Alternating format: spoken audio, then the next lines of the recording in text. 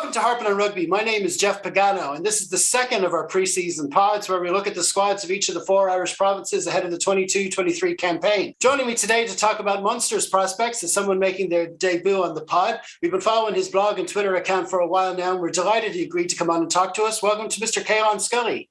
Hi, Jeff. How are you? Not too bad at all. We very much appreciate you coming on. No problem. Well, why don't we just start by, just introducing yourself and tell us how you got into the whole writing thing. Yeah, well, I suppose through the Leaving Cert system in Ireland with doing English, I always enjoyed writing. And listen, sport's a great thing, isn't it? So I kind of, when I was on work experience from college, just got into writing. And you know what? I said I had a year, so I said I'd give it a whirl, see how I get on, and I love it. But the best part, I think, is, just the past few weeks, I've been doing a fan view series, just looking ahead to the URC and talking to different fans, meeting people from around the country. I think that's the best part. That's the best part of sport, isn't it? Definitely, yeah. I mean, it's what we tried to do here over the years. It's the views of fans. I mean, the pundits are on the telly and they're giving their views, but we buy the jerseys, we buy the tickets, we go to the game, we live through every game. We're not trying to say we know everything, but we're definitely entitled to an opinion, and it's important, and it does help move the game along by getting a sense of what fans are saying. And if you want to check out, by the way, all the links to his Twitter account and his blog are there in the program notes. Okay, so we're here today to talk about Munster and their prospects going into the new season. And before we go into the squad, just tell us a bit about the couple of preseason matches you had. We're kind of jealous here in Leinster. In our last pod, we had an Ulster fan on talking about them, and they had a home preseason match, and you've had a couple of home preseason matches there against Gloucester and London Irish. And just tell us how they went from an overview, not just the results, but how they went in terms of players and how they. Yeah, I suppose you always talk about home games and everything. Munster actually start with two away games, both in Wales. I think the big thing is going down to Cork, giving the lads a chance on the fresh, the fast turf. And I think that was probably one of the big things. We looked at that. The first game was actually against Gloucester, and to fall, I think I have it here, they were 21-0 down at half time. That's not good enough. It doesn't matter if it's pre-season day one, we're all in the same track, we're all in the same boat. I do think, we kind of got into the flow of that game after a while. I think the second half was much better. Won the second half like 19-5 or something like that. It's much better. And, I noted at the time, Paddy Patterson off the bench, Jack Crowley, got a bit of life into the team. But then you go out the next week against London Irish, that's the same thing. So there is that little bit of worry. But I popped over to Athlone to see Connacht play Sale the same night Munster played Gloucester. And I suppose you do have to take that pinch of salt when you step back. Everyone's in the same boat. No one's a finished article. Like, that game had 2 tries, I think it was, and it was pretty boring at times, pretty typical Sale, you could say. But I think maybe not reading too much into it. 2 defeats, yes. 2 losses at home, yes. But at the same time, they blooded something like 45 players. Alex Handelen did get injured. That is a huge worry. But to blood 45 players, yeah, there was defeats, but I think it's more about the performance this early. Like, it's not even, we're still 7 days to go, from the season. Like, yeah, and I mean, you're getting to, it's a whole new coaching setup. I mean, he was assistant. Graham was assistant before, but I mean, taking the reins is a whole new thing. He's imposed himself. He's brought in some new people, some exciting new names coming on. Mike Prendergast is a brilliant get. He's an amazing coach, done really well over in France, and it's going to take a while for them to get to know the players, and there's a couple of ins and outs on the personnel front as well. But I suppose they just want to get a look at the wider squad over those couple of matches. So it's kind of more important that they get everyone a run. But all that said, results are results, and those preseason matches they don't matter when you lose, but you love the wins, kind of thing. Yeah, I suppose. Exactly. But, and if you start with 2 wins, we're all sitting here saying, "Geez, something's brewing." But it's 2 defeats, and you're just thinking, Cardiff is not a famous stomping ground for Munster. We've struggled there over in the Welsh capital. So I would have preferred 2 wins. Of course I would. But I think if you're Graham Roundtree, if you're in his shoes, you're thinking, let's see what Prendy's doing. Let's see what Leams is doing. Let's see what Kiriaki's doing. And let's see what the likes of Ruan Quinn, Edwin Adogbo, guys who made their debuts, let's see what they can do, because we know now, probably no point going back over it again, but that Emerging Ireland tour that's going to take place, that is going to impact Munster in some way. How much we don't know. Like Zebra is one of those games. If we can't beat Zebra at home, forget about it, But I think it is about looking at the players, seeing what's working. And one of my takeaways, I suppose, from that first game against Gloucester in particular was, Patterson and Crowley I mentioned. Same a bit against London Irish, but when they came on, a little bit more sniping around the edges, a little bit more pace. That's what we need to see under Prendergast. Like we can't be going back to being turgid, play it safe. I'm all about safe rugby. We don't need to run it from our 5 metre line. We need to have a cut of teams as well, though, and I think that's what Prendergast will want. And maybe that's what the young lads, I'll refrain from any language, but that's the boost that they need to give the likes of Conor Murray, Ben Healy, Joey Carberry, even the Roy Scannells and Chris Farrells of this world. They need to kick them out of the starting place, and just, right, we're here now. That's what's most important in these early games. Again, it's about what can we do when we're under that bit of pressure, when it's the young lads, when they have to step up. They stepped up against Toulouse, they stepped up against Ulster, and like they need to do it again, but now they're doing under a different coaching team, different attack, different environment. Definitely, and it'll be all to play for. Well, what we'll do now maybe is have a look at the wider squad. What I'm asking my guests to do when they come on is maybe look at the depth chart and all the positions, but then assuming all the players are fit, if you had to pick your best team, your best starting 15 right now, just let me know. But go through some of the options as well, maybe for all the positions. But what 15 did you put out there? Maybe starting with the backs, going 15 to 9. I always prefer the old 1 to 8. Oh, hey, listen, go the way I want. Let's go. Yeah, I'm old school, Yeah, but, that's good. That's good. Whatever works. I'll word my words carefully here because I don't want to be rude. I'm not Niall Scannell's biggest fan, and I'll be upfront about that. But he went to New Zealand, and he was very, very good. And that's the boost he might need. He hadn't played for Ireland since, I'm going to say, the New Zealand game in the quarterfinal. So maybe that's just what we need. So I went with him alongside Kilcoyne and Keenan Knox. Knox is a fantastic scrummager, but does he have 18, 20, 25, 30 games a season in him? That's the worry. Behind them then, Tyg Byrne, Lyon, Argus Nyman, World Cup winner. I don't need to say anymore, do I? And then O'Mahony, Coombs, and I like Jack O'Donoghue. I like John Odnett. I like Jan Klein. But I went with Alex Candela. The boy's a real deal. Mm-hmm. Like he really is. And you go on about clickbait and all these things. You can flip it here. Alex Candela is gonna be an Ireland international. He could be an Ireland captain. Yeah. Like he's that good. Coombs, we've heard he's taken a knock. That's a worry. But alongside Pete, Candela and Hodnett's there, O'Donoghue's there. Okay, maybe we see him this year. Jack O'Sullivan. I think the back row is always a good place for Munster, but that is good. They haven't signed anyone there. Candela has obviously come up from academy, but that is really where I can't say it again. If Munster are going to do anything, it's going to come from that front 8. They're not the biggest. They need to be the smartest. Absolutely. Yeah, when we were talking about Ulster in the week, we were talking about players like James Hume and Doak. And I just say that those youngsters coming up, what I like about them is that their confidence coming into the thing. I think that comes from maybe success from the under-20s a bit as well. They've done well there, but even when they were playing for them, they showed this confidence.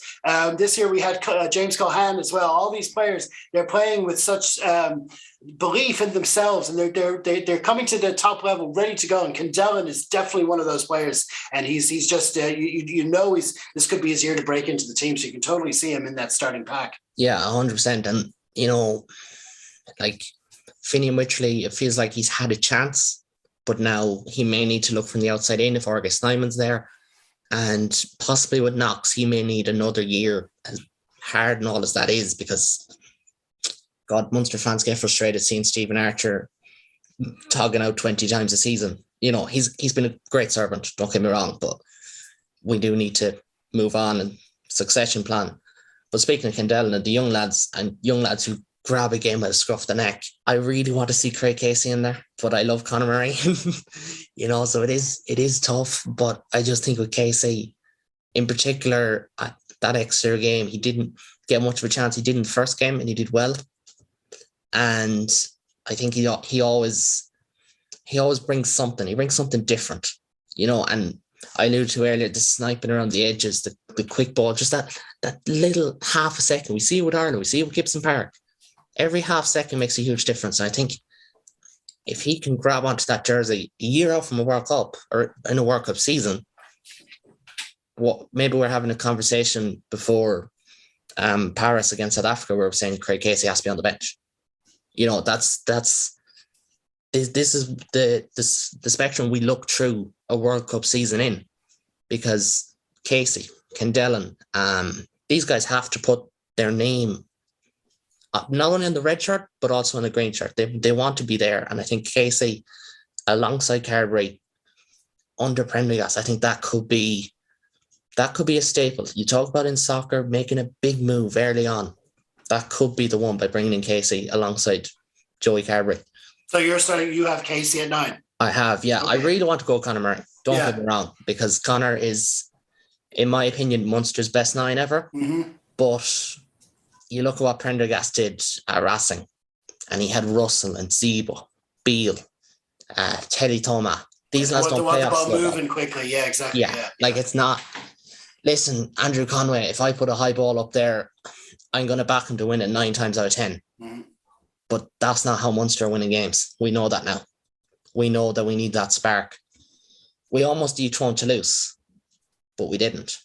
You could say we almost beat Leinster, but we didn't even come close to that. And these are the margins we're talking about. We need something different. I'm not critical. I'm not critical of Conor. I'm not saying Craig Casey's the greatest thing ever. But in 2 years' time, will we be saying Craig Casey has to start? I think we will. And I think we could be saying that in January.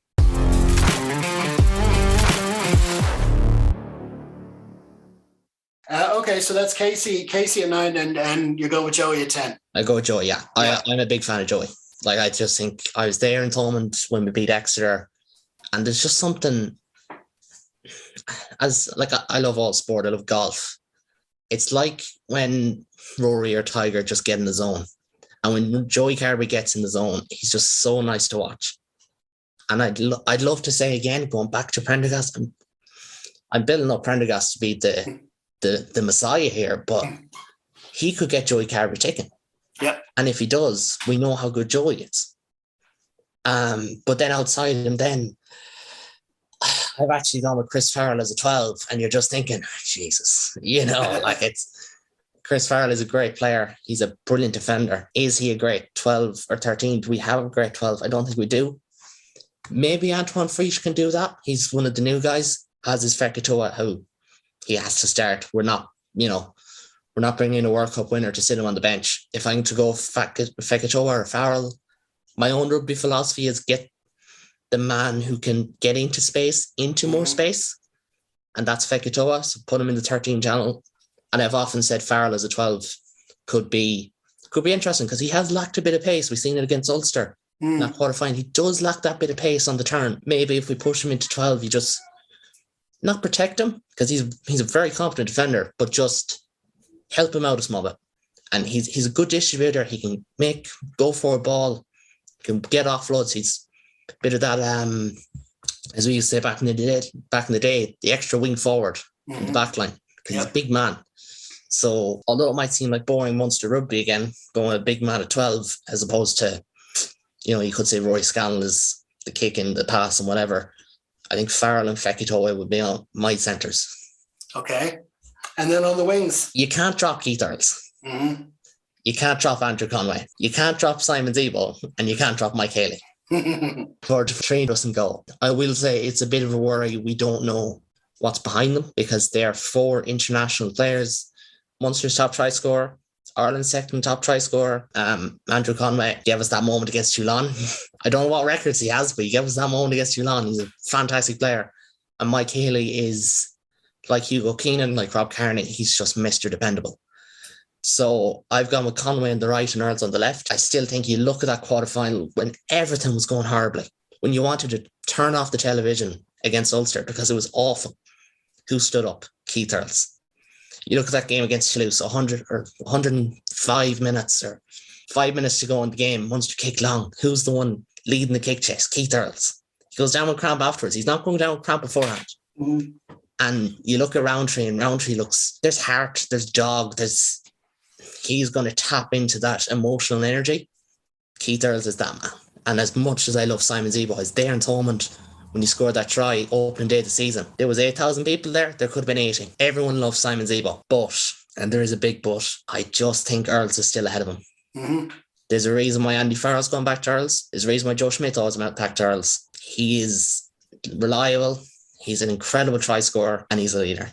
Mm-hmm. So back three, Earls, Conway, Haley. I'm putting Zebo on the bench. It's not the greatest move, but well, see, that's the thing. When you've got four players like that to go in three positions, you end up, I mean, you don't want to, no player wants to be a great 23, but that 23 jersey is a really important one. It can help you turn a match, and it's a good complaint to have. Yeah. Yeah. And Zebo, like, listen, the man could score a try in 2 yards of space.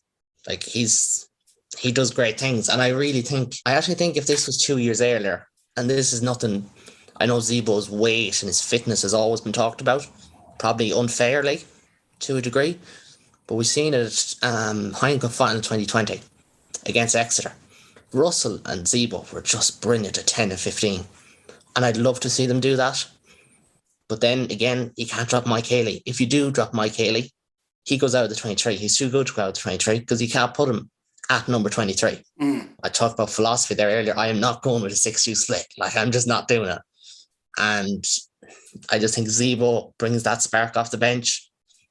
And Munster don't have that many spark players. They don't have the X factor, the Z factor too often. And listen, it's tight calls, and it's great to have that, I suppose, those decisions, those tight decisions to make. But it's just toss of a coin. I'm backing Earls. Conway is nailed on for me. And I'm backing Haley, and I'm leaving out Zebo. Very good. Well, that's a great 15 there. It'll be very interesting to see. I mean, it always is when a new coaching regime comes in. You want to get a sense of their overall philosophy, how they want to play, and of course that'll greatly affect who they select and stuff. And preseason games with all the chopping and changing, like you say, they used a whole lot of players. You wouldn't have really gotten a sense of how they get on. But we'll see how that comes up and when the season kicks off next week. And of course, why don't we move on to that now? And you mentioned earlier the opening matches for Munster. Now we're talking about coming off a season where you got as far as you did in the Heineken Cup. It was disappointing, very, very close against Toulouse to get into a semi-final. And then in the URC, things didn't go. You ended up in the quarterfinal. So you're obviously looking to improve on that this season. But in terms of overall goals for the season, what do you think Munster are looking at? I think, okay, so last year, 6th place, lost a quarterfinal in the URC. And quarterfinals, I'll say draw. We drew a quarterfinal and got knocked out against Toulouse. I think the same again is a good job because Keith Earls possibly leaving at the end of the season, possibly Peter Manny's last season. I haven't heard anything. That's not insider information at all. Mm-hmm. And there's a good few contracts up again because COVID and it rumbles on. That headache for the RFU. So I think if they stay with that, if they get to another quarterfinal in the URC, semi-final maybe, and another European quarterfinal, European qualification is a minimum though. It is top 8 or bust. Like I'm not going to disrespect Connacht, for instance, who are in the Challenge Cup. It's a good competition for blood and players like the Europa League and soccer. But Munster Rugby is Heineken Cup Rugby, and we have to get back there. So that is the bare minimum. And I talk about this I did a power rankings about 2 weeks ago, and I said that Munster have to be in at least 7th place because right now you're thinking the Welsh will miss out in the top 8, so we're thinking at least top 7 for Munster. We were in touch and distance of top 4 last year, but then 9 away games last year, 3 wins, 6 losses, and I know it's tough in the Interpros where we went 3-3, but like you have to change that away record. Can't be all Thomond Park factor, can't be all Musgrave. That's a big thing for me, because this year we've got Cardiff, we've got Dragons, we have Edinburgh, we have Stormers and Sharks, which is, geez, that is a tough, like the last 2 games of the season, that's really tough. And then the 3 Irish provinces. I don't know where those away wins are going to come from, but we need more than 3. And that's the reality of it, because realistically, if Munster play Leinster at full strength, Leinster win both times. If Munster and Ulster, it's always a big if, though, isn't it? Because it is hard to absolutely get full strength between those two. We'd love to, but it just never seems to pan out. Yeah, and that's on Stevens' day in Thomond. But last time on the World Cup year, Stevens' day, Thomond Park, we all remember Munster won the Carberry Sexton thing. James Lowe red card. It was a fantastic occasion. Great win for Munster. But like when you talk about the fine margins, there was only a couple of points between 7th and 11th, I think it was. Now, some of that is because top 8 was secured, but 6th, 7th and 8th lost, and 9th, 10th and 11th won in the table last year. For Munster, you talk about points accumulation. We can score tries. We can beat the poor teams. Can we do it against the interprovincials? I think we can get an average record, which we'll do. It just boils down for me. Those away games can't be slipping up. Like it's the URC. It's the best league for a reason. It's so tight. And if I was to put my neck on the line, I'd be saying another quarterfinal in both competitions, because I look at those South African teams and you look at Etzebeth coming in as Sharks and we each playing the last day of the season. Like, that's scary. That's the key, because what we learned last season was, it was our first. Everyone was saying it was the first year for the South African sides, but it was the first experience for us getting used to them. And the way the season developed, they were relatively poor in the early stages, but they really came roaring. They got good at the business end of the season, as we all saw by the way that the final panned out. So now the teams have to be ready for that. There's a block of 7 games. Everyone's got a straight run of 7 games to start the season. And particularly for any club, like maybe the provinces or anyone who thinks they want to get a home quarterfinal at the very least, that's when you've got to rack up the points. You mentioned Cardiff, Dragons and Zebra. Those are games when if you have those expectations, you need to be getting the points. So it's not a situation where you've got a new coach and staff coming in and they're going, well, we'll take a while to bet things in. They have to hit the ground running and start getting the points in from the kickoff. Absolutely. And you said there it's 7 games to start and have it here. So it's Cardiff away, Dragons away, Zebra at home, Connacht away, Bulls at home. First game in Thomond Park, a very good Bulls team. Leinster away in the Aviva, not our favourite stomping ground. And Ulster at home, last game before the Interpro or before the November internationals. You're looking there, you're thinking 4 wins, 3 defeats wouldn't be the worst thing in the world. But can you afford that 3rd defeat early on the season as well? Like Munster went 4-4 in Europe group stages last year. I think they got something like, they had two bonus point wins anyway. That's great, and it needs to happen in the URC as well. It can't be just all Europe. And again, sticking my neck on the line, Cardiff, we've a bad record over there.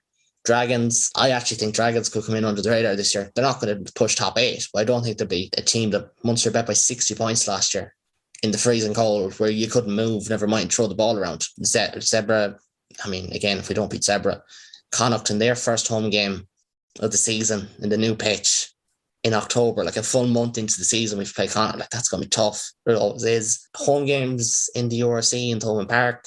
Our first game at home against the Bulls. Yeah, I think we should win. If we're a good team, we should win. Going to the Aviva then after that, Leinster are a better team, let's be honest. So they should do it there. And then at home to Ulster. I don't know how good Ulster are, to be honest. I'm not being critical, but there is a sense of McFarlane's conservatism, maybe not signing to boost the actual 23.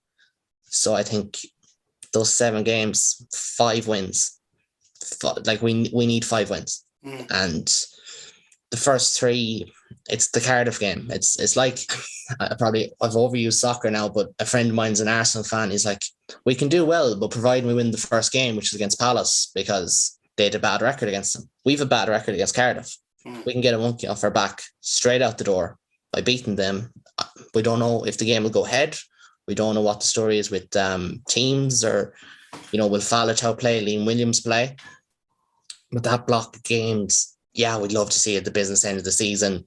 It's a bit choppy changey now, but have to come out, have to get those wins. We have to win 5 of those first 7 games.